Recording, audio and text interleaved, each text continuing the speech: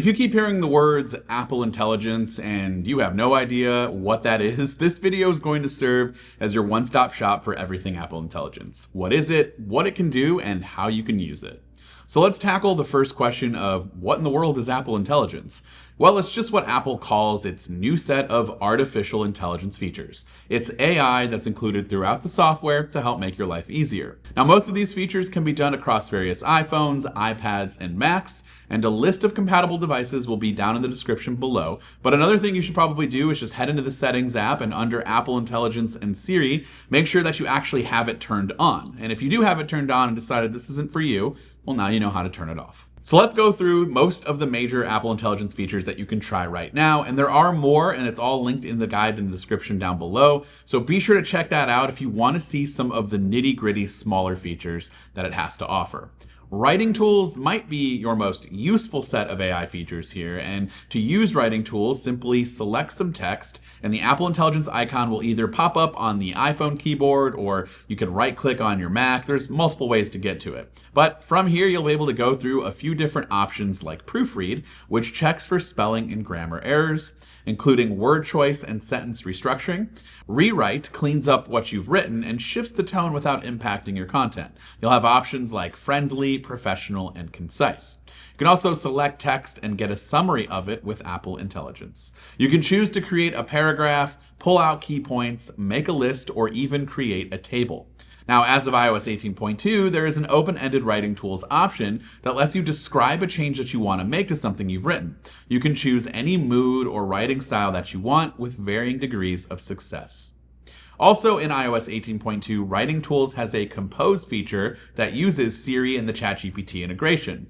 With this option, Siri can leverage ChatGPT to compose writing from scratch rather than just rewriting text. Speaking of Siri, you'll notice a brand new look for Siri with this colorful glowing edge of the display indicating that Siri is active, and that glowing animation will respond to the sound of your voice.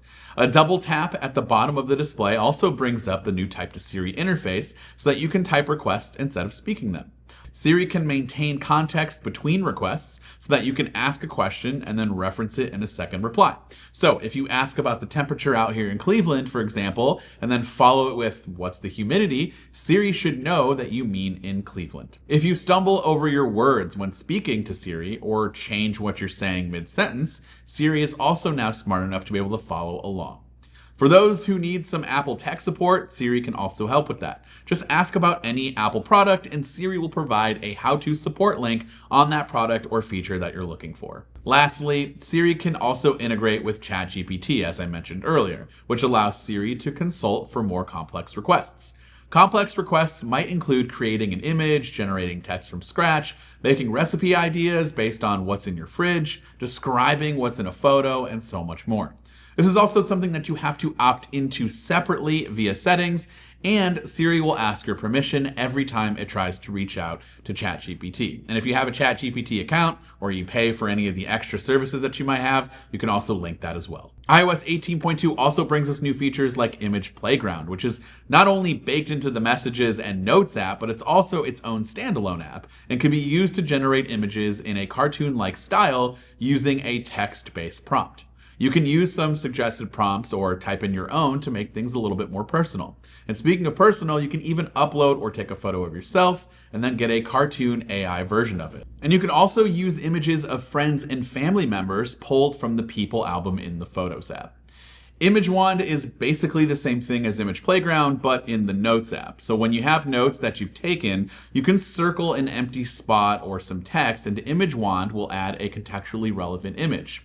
On an iPad, you can draw a rough sketch of what you might want to add to your notes with an Apple Pencil, and then use the Image Wand to generate something a little bit more polished. Now, Genmoji isn't all too different from Image Playground as far as how it works. You type in some words into the prompt, but instead of a cartoon image, this will be used to create custom emoji characters. If there's an emoji that you can't find, but you really need, like a duck eating a sandwich or an alligator skateboarding, Genmoji can make it for you. You can also pull friends and family into the mix, just like Image Playground, if you want to add more of that personal touch. If you got an iPhone 16, Visual Intelligence is a feature that uses this here, the camera control button. And if you long press it, you can get into Visual Intelligence mode, where the camera app can be used to identify what's around you. So if you point the camera at a store, for example, you can see ratings, hours, and other information. Same thing with restaurants. You'll get reviews and, when it's open. If you take a photo of an object, you can get more information about the object from ChatGPT, or use it with Google search to find similar images. The Google search feature is a good way to search for products that you might want to find. Apple Intelligence brings a lot of summarizations and smart replies throughout the operating system. So for example, there is a summarize button for summarizing any of your incoming emails. Plus, you'll see a brief summary of an email in your inbox list rather than just the first few lines of that email. This type of summarization is across all notifications for apps too. It's super helpful for apps with a lot of different notifications that are grouped together. You can also customize this or turn it off completely in the Settings app, but I find this to be one of the best and most useful features of Apple Intelligence to date.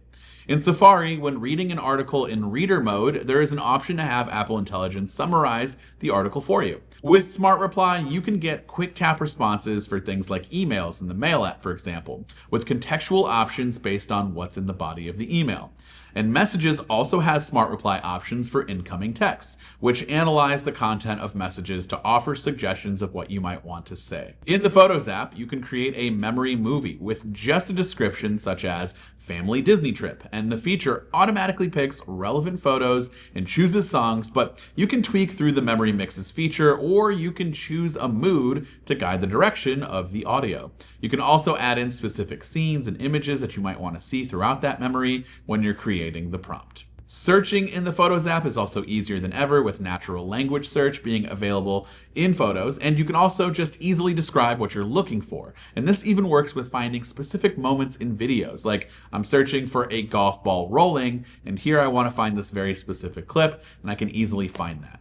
Another huge AI feature in Photos is Cleanup, a feature that lets you remove unwanted objects from your photos. The Cleanup tool in the Photos app is able to automatically detect objects in an image that might not be wanted, but you can also tap, circle, or brush over any unwanted object to remove it.